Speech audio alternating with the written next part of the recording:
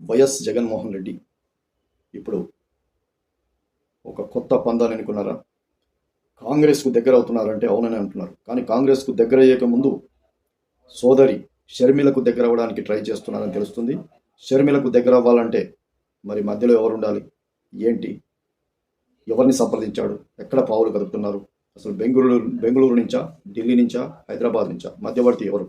కానీ మొత్తం మీద ట్రబుల్ షూటర్ మధ్యలో మరి వీళ్ళిద్దరి మధ్యలో ట్రబుల్ షూటర్ ఎంటర్ అయ్యాడని కూడా తెలుస్తుంది. ఎంటర్ చేయించారా, ఎంటర్ అవుతున్నారా, ఎంటర్ చేయిస్తున్నారా ఎవరైనా? మరి జగన్మోహన్ రెడ్డి ఎంటర్ చేయిస్తున్నారా? ఇది ఈ మూడింట్లో ఏంటనేది మనం ఒకసారి ఇది మరి షర్మిలను సైతం సోదరునికి దగ్గర చేసే ప్రయత్నం ఆ ట్రబుల్ షూటర్ చేస్తున్నట్టు తెలుస్తుంది. సూటిగా సమాధానం లేదు, కానీ అటువంటి సంకేతాలు మాత్రం చాలా ఉన్నాయి. ఏపీలో శాంతి భద్రతలు క్షీణిస్తున్నాయి అని ఆ మధ్య ఢిల్లీ బాట పట్టారు. మరి అక్కడ ఉన్న పార్టీలన్నీ కూడా జగన్కి మద్దతు పలికాయి. ఇండియా కూటమి నాయకత్వం వస్తున్న కాంగ్రెస్ పార్టీ అనుమతి లేకుండా, గ్రీన్ సిగ్నల్ ఇవ్వకుండా ఆ పార్టీలు ముందుకు రావడం అనేది అసాధ్యమని అందరూ అనుకుంటున్నారు. ఇక నుంచి మా పక్షానికి వచ్చాయి అని కాంగ్రెస్ పార్టీ జగన్కు కబురు కూడా పెట్టినట్టు సమాచారం. అయితే ఏపీలో ఉండగా జాతీయ స్థాయిలో మిగతా పడే సయోధ్య కుదరదని, ఆ రాజకీయాలు చేయలేమని, మరి బెంగళూరు అయితే బాగా సరిపోతుందని జగన్ బెంగళూరుకి మకాం మార్చి అక్కడ పావులు కదుపుతున్నట్టుగా తెలుస్తుంది. అయితే కర్ణాటకకు చెందిన ట్రబుల్ షూటర్ ఇప్పటికే రంగంలోకి దిగారు. ముందుగా ఫ్యామిలీ మ్యాటర్ సెట్ చేయడం బాగుంటుందని ఆయన చెప్పినట్టు కూడా తెలుస్తుంది. దెబ్బలాడుకోవడం వల్ల ప్రత్యర్థికి లాభం జరుగుతుంది, మీరు ఇంట్లో వాళ్ళు చేసుకోవడం వల్ల అని చెప్పి ఆయన సలహా ఇవ్వడం కూడా జరిగింది.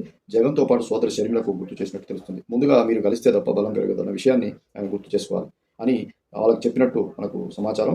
ఇందుకు ఉభయులు కూడా ఒప్పుకొని కొంచెం మెత్తబడి ఇద్దరు మరి రాజకీయంగా ఏకమవ్వాలని నిర్ణయించుకున్నట్టు కూడా తెలుస్తుంది. వీళ్ళిద్దరితో సంప్రదింపులు ట్రబుల్ షూటర్ చేశాడు. ఒకే వేదిక మీదకి వీళ్ళిద్దరిని తేవడానికి కూడా ఆయన ప్రయత్నిస్తున్నట్టు తెలుస్తుంది.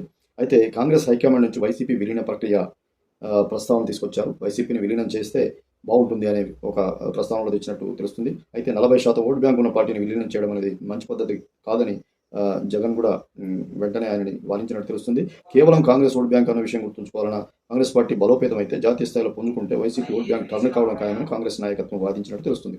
ఇండియా కూటమిలో పనిచేస్తామని, కాంగ్రెస్ నాయకత్వం పనిచేసేందుకు సిద్ధమని, కానీ విలీనం చేసే ప్రసక్తే లేదు వైసీపీ పార్టీని జగన్ గట్టిగా చెప్పినట్టు మనకు తెలుస్తుంది. అయితే రాజకీయాల్లో ఏదైనా జరగవచ్చు. వచ్చే 5 ఏళ్లలో జరిగే పరిణామాలకు అనుగుణంగా వైసీపీలో మార్పు రావచ్చు. అదే సమయంలో కాంగ్రెస్ పార్టీ సైతం జగన్ విషయంలో కీలక నిర్ణయం కూడా తీసుకునే అవకాశం ఉంది. మొత్తానికైతే బెంగళూరు వేదికగా జగన్ తీసుకున్న బెంగళూరు టూర్, ట్రబుల్ షూటర్ నేతృత్వంలోని రాజీ ప్రయత్నాలు మాత్రం జోరుగానే ఇంకా సాగుతున్నాయి.